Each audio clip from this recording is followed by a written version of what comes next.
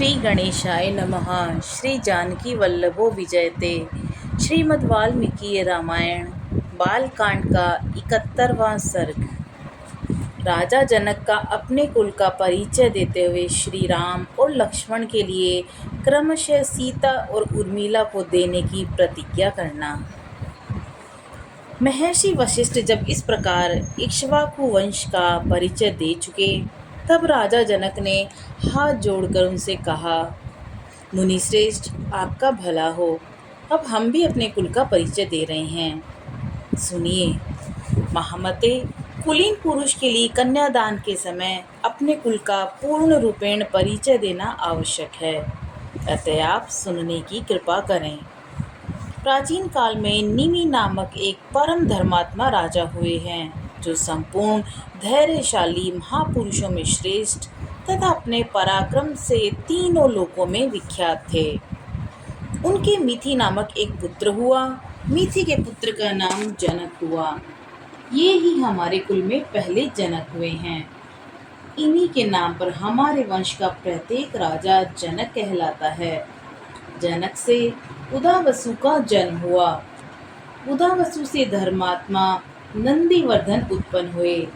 नंदीवर्धन के शूरवीर पुत्र का नाम सुकेतु हुआ। सुकेतु के भी देवव्रत नामक पुत्र हुआ, और देवव्रत महान बलवान धर्मात्मा थे। राजर्षि देवव्रत के बृहद्रथ नाम से प्रसिद्ध एक पुत्र हुआ। बृहद्रथ के पुत्र महावीर हुए, जो शूर और प्रतापी थे। महावीर के सुकृति हुए, जो धैर्यवान और सत्य पराक्रमी थे। सुकृति के भी धर्मात्मा धृतकेतु हुए, जो परम धार्मिक थे, और राजर्षि धृष्टकेतु का पुत्र हरेश्वर नाम से विख्यात हुआ। हरेश्वर के पुत्र मरु, मरु के पुत्र प्रतिंधक तथा प्रतिंधक के पुत्र धर्मात्मा राजा कीर्तिरथ हुए। कीर्तिरथ के पुत्र देवमिड नाम से विख्यात हुए, और देवमिड के विबुद्ध और विबुद्ध के पुत्र महिद्रक हुए। महिद्रक के पुत्र महाबली राजा कीर्तिरात हुए, और राजर्षि कीर्तिरात के महारोमा नामक पुत्र उत्पन्न हुआ। महारोमा से धर्मात्मा स्वर्णरोमा का जन्म हुआ, और राजर्षि स्वर्णरोमा से हर्षरोमा उत्पन्न हुए। धर्मज्ञ महात्मा राजा हर्षरोमा के 2 पुत्र उत्पन्न हुए, जिनमें ज्येष्ठ तो मैं ही हूँ, और कनिष्ठ मेरा छोटा भाई वीर कुशध्वज है। मेरे पिता मुझे ज्येष्ठ पुत्र को राज्य पर अभिषिक्त करके कुशध्वज का सारा भार मुझे सौंपकर वन में चले गए। वृद्ध पिता के स्वर्गगामी हो जाने पर अपने देवतुल्य भाई कुशध्वज को स्नेह दृष्टि से देखता हुआ मैं इस राज्य का भार धर्म के अनुसार वहन करने लगा। कुछ काल के अनंतर पराक्रमी राजा सुगंधवा ने सांकाश्य नगर में आकर मिथिला को चारों ओर से घेर लिया।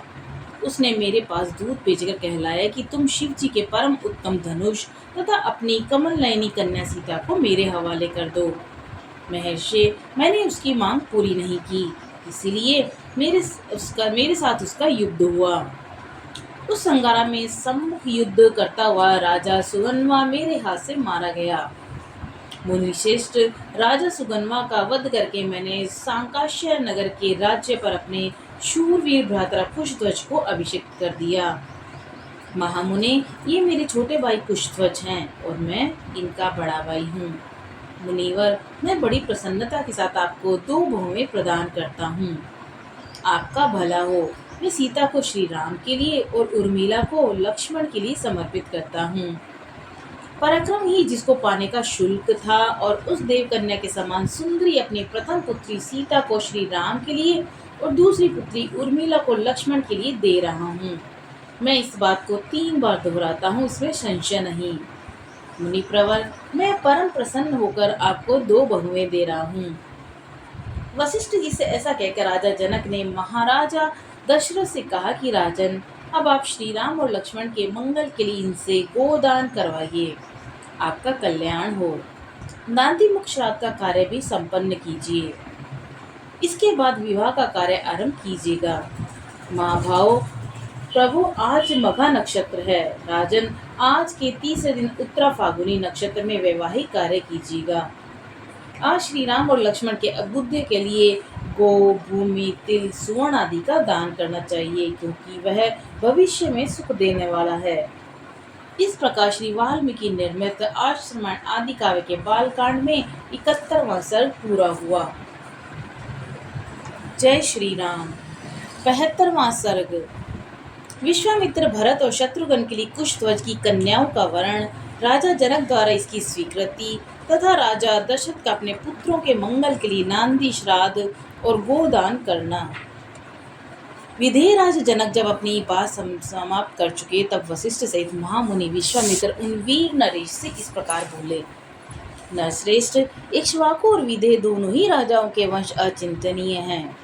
दोनों की ही प्रभाव की कोई सीमा नहीं। इन दोनों की समानता करने वाला दूसरा कोई राजवंश नहीं है। राजन, इन दोनों कुलों में जो यह धर्म संबंध स्थापित होने जा रहा है, सर्वथा एक दूसरे के योग्य है। रूप वैभव की दृष्टि से भी समान योग्यता का है, क्योंकि उर्मिला समेत सीता श्री राम और लक्ष्मण के अनुरूप है। नरश्रेष्ठ, इसके बाद मुझे भी कुछ कहना है, आप मेरी बात सुनिए। राजन, आपके छोटे भाई जो ये धर्मज्ञ राजा कुशध्वज बैठे हैं, इन धर्मात्मा नरेश के भी 2 कन्याएं हैं, जो इस भूमंडल में अनुपम सुंदरी हैं। नरश्रेष्ठ भूपाल, मैं आपको उन दोनों कन्याओं का कुमार भरत और बुद्धिमान शत्रुघ्न, इन दोनों महामनस्वी राजकुमारों के लिए इनकी धर्म पत्नी बनाने के उद्देश्य से वर्ण करता हूँ। राजा दशरथ के सभी पुत्र रूप और यौवन से सुशोभित, लोकपालों के समान तेजस्वी और देवताओं के तुल्य पराक्रमी हैं। राजेंद्र, इन दोनों भाइयों भरत और शत्रुघ्न को भी कन्यादान करके आप इस समस्त इक्ष्वाकुल को अपने संबंध से बांध लीजिए। आप पुण्य कर्मा पुरुष हैं। आपके चित्त में व्यग्रता नहीं आनी चाहिए, अर्थात आप ये सोचकर व्यग्र नहीं हो कि ऐसे महान सम्राट के साथ मैं एक ही समय 4 वैवाहिक संबंधों का निर्वाह कैसे कर सकता हूँ। वशिष्ठ जी की सम्मति के अनुसार विश्वामित्र जी का ये वचन सुनकर उस समय राजा जनक ने हाथ जोड़कर उन दोनों मुनिवरों से कहा, मुनि पुंगवों, मैं अपने इस कुल को धन्य मानता हूँ, जिसे आप दोनों इक्ष्वाकु वंश की योग्य समझकर इसके साथ संबंध जोड़ने के लिए स्वयं आज्ञा दे रहे हैं। आपका कल्याण हो। आप जैसा चाहते हैं वैसा ही हो।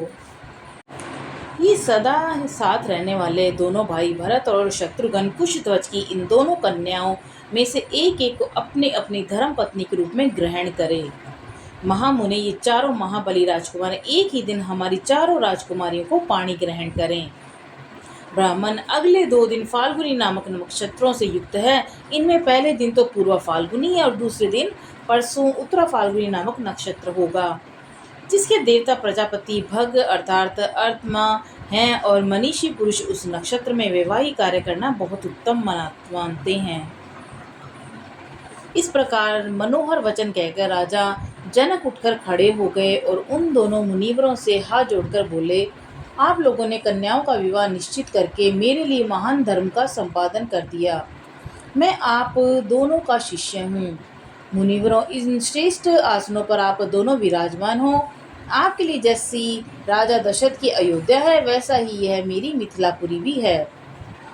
आपका इस पर पूरा अधिकार है और इसमें संदेह नहीं, अतः आप हमें यथा योग्य आज्ञा प्रदान करते रहें। विधेयराज जनक के ऐसा कहने पर रघुकुल का आनंद बढ़ाने वाले राजा दशरथ ने प्रसन्न होकर उन दोनों मिथिला नरेश को इस प्रकार उत्तर दिया। मिथिलेश्वर, आप दोनों भाइयों के गुण असंख्य हैं। आप लोगों ने ऋषियों और राज समूह का भली भांति सत्कार किया है। आपका कल्याण हो। आप मंगल के भागी हों। अब हम अपने विश्राम स्थान को जाएंगे। उसके बाद मिथिला नरेश की अनुमति ले महायशस्वी राजा दशरथ मुनि श्रेष्ठ विश्वामित्र वशिष्ठ को आगे करके तुरंत अपने आवास स्थान पर चले गए।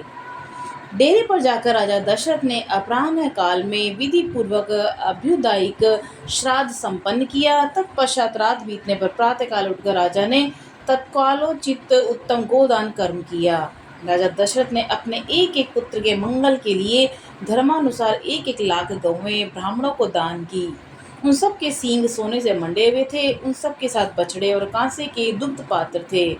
इस प्रकार पुत्र वत्सल रघुकुल नंदन पुरुष शिरोमणि राजा दशरथ ने 4 लाख गौओं का दान किया और बहुत सी धन पुत्रों के लिए गौदान के उद्देश्य से ब्राह्मणों को दिया। गोदान कर्म संपन्न करके आए हुए पुत्रों से घिरे हुए राजा दशरथ उस समय लोकपालों से गिरकर बैठे हुए शांत स्वभाव प्रजापति ब्रह्मा के समान शोभा पा रहे थे।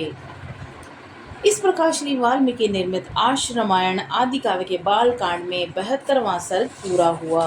बोलो सियावर रामचंद्र की जय, पवन सुत हनुमान जी की जय।